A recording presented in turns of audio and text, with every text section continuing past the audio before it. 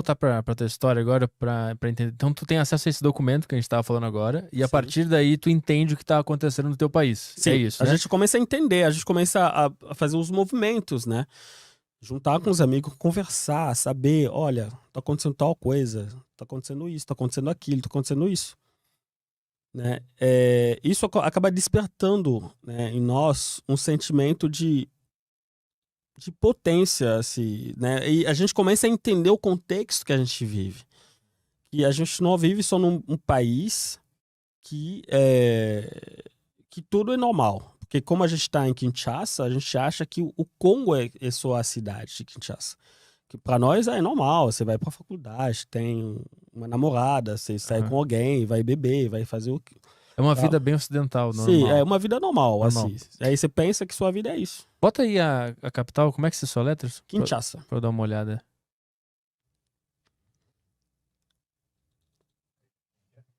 K-I-N-S... Ali.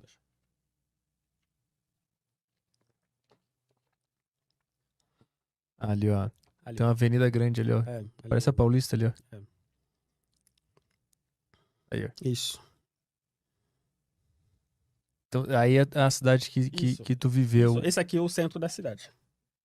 Tá. E aí... Então, aí é meio que uma bolha, assim. Ninguém fazia ideia de que nos lugares mais distantes estava acontecendo tudo isso. Sim, a gente tem uma noção. Às vezes na mídia passa a informação que, olha, aconteceu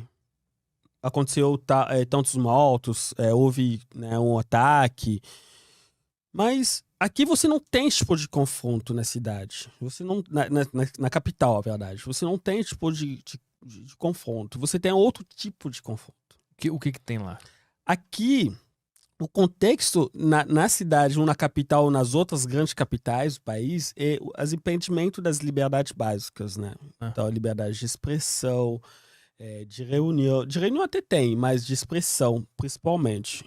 Dá um exemplo de como a liberdade de expressão ela é. Crítica ao governo, falar, por exemplo, do relatório, falar, por exemplo, que o Kabila, você não pode fazer um terceiro mandato, você está no poder há 2 mandatos que pede a Constituição, você quer burlar a Constituição, a Carta Magna da nação. Simplesmente falar que ele não pode ter um terceiro Sim. mandato já era... E ao contrário do que o governo pensa. E as pessoas Esse eram, eram perseguidas? Perseguidos, assassinados, mortos. Teve contato violentados, com alguém sim. próximo que criticou o governo e Sim, sumiu? eu mesmo. Você tá vendo? Vou te mostrar aqui. Tá pegando aí?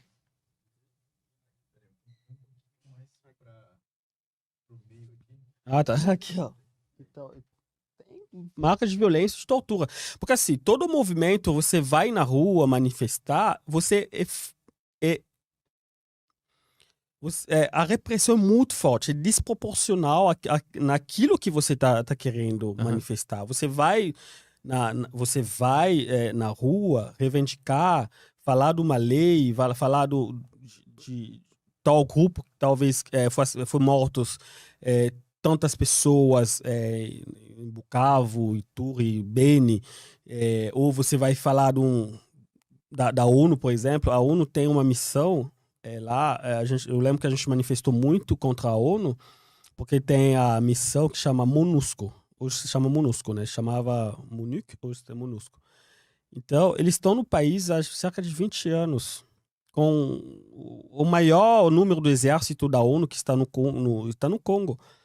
E isso foi liderado também, até então, com 2 generais brasileiros, cara. O Brasil tá no Congo hoje. O Brasil tava no Congo e tá no Congo hoje. Então, o comandante das forças de paz da ONU, o atual e o anterior? O anterior, são brasileiros, são general de exército brasileiros. E como é que era o trabalho da ONU lá? Então, a primeira missão deles era uma missão de observação, né, do conflito. Cara, os militares vão observar o conflito. Os caras se matando estão ali, apitando o conflito, anotando, entendeu? Realmente tá morreu acontecendo. 15 e tal. Então, depois de um grande movimento dos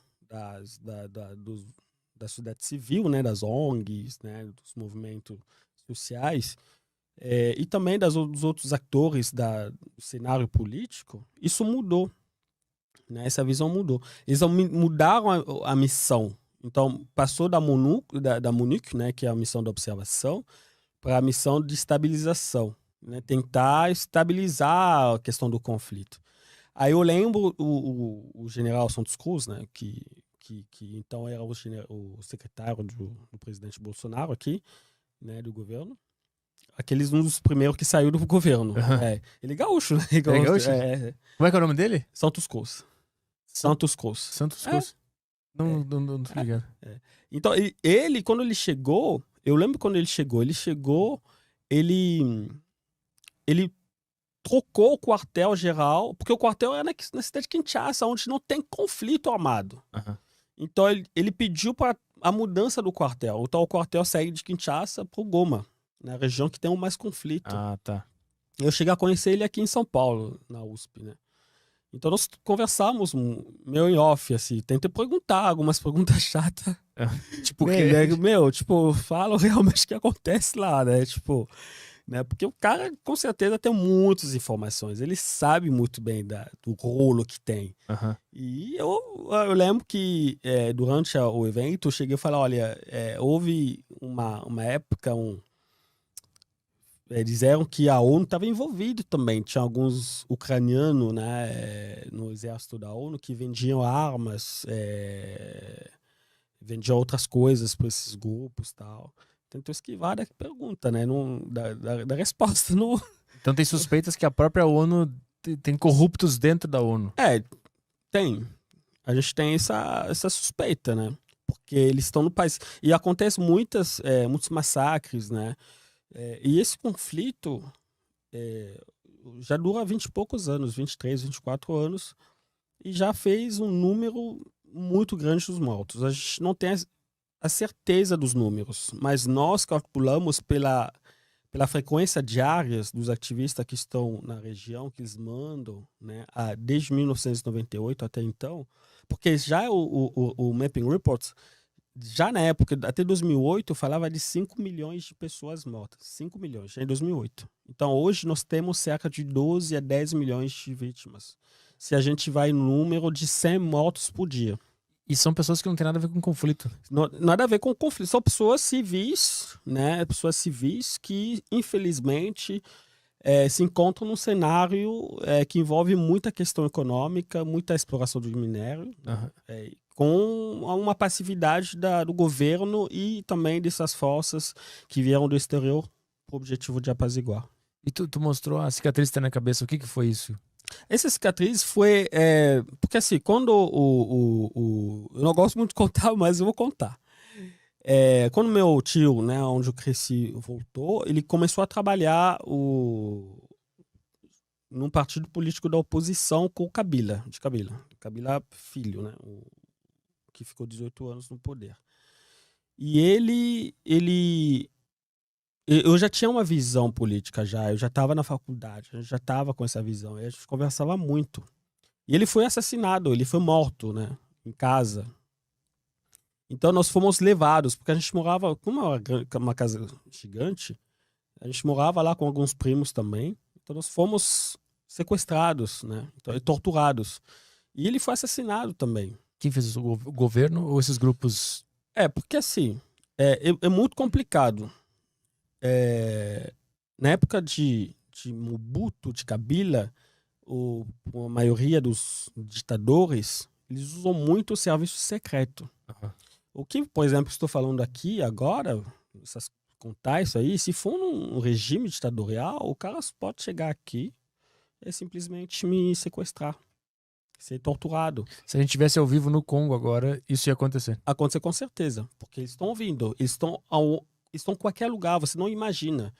Estão na faculdade, eles estão nas igrejas, eles estão nos ônibus, no metrô. Aqui eu percebo no mundo, o Brasil não é o mundo ocidental, mas que seja no mundo ocidental, na Europa, outros países, ou aqui talvez no Brasil, você não vê muita conversa nos lugares públicos. As pessoas não conversam entre si. Mas isso não acontece lá, por exemplo, Na nossa sociedade, você entra no ônibus, o cara solta um assunto, todo mundo comenta, não conversa. Né? A pessoa não fica no celular, não fica nessas coisas. Aham. Né?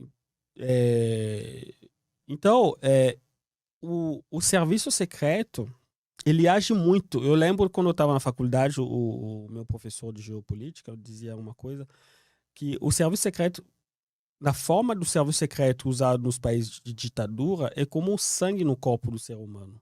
Então, qualquer lugar que você pega um estilete, se passa, vai sair sangue. Hum. Então, essa infiltração do serviço secreto, você não sabe quem trabalha com quem.